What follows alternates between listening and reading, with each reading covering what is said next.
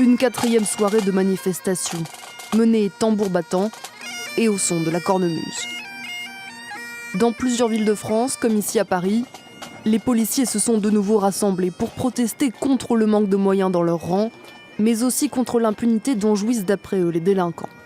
On entendait que dehors, peut-être une heure après, une heure et demie après, qu'on tapait notre procédure, qu'il y avait encore des échauffourées à l'extérieur, dans un coin de la ville.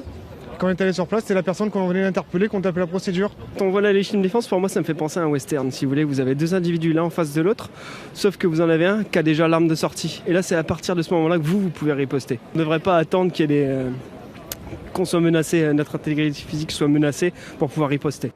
Sur la place du Trocadéro, quelques citoyens sont venus se mêler aux policiers en civil. On est juste là pour leur témoigner un petit peu de soutien. Je suis extrêmement étonné que la police en soit à ce niveau-là. Avoir besoin de se retrouver dans la rue pour crier un ras-le-bol, c'est qu'il y a quand même un gros souci aujourd'hui sur l'ordre en France. Le cortège de policiers a ensuite pris la direction des Champs-Élysées. Certains ont tenté d'accéder au ministère de l'Intérieur avant d'être bloqués par les gendarmes. Puis les manifestants ont appris qu'une délégation serait reçue place Beauvau ce vendredi. Ils se sont donc dispersés dans le calme. Le président de la République a lui annoncé qu'il rencontrerait les organisations de police en début de semaine prochaine.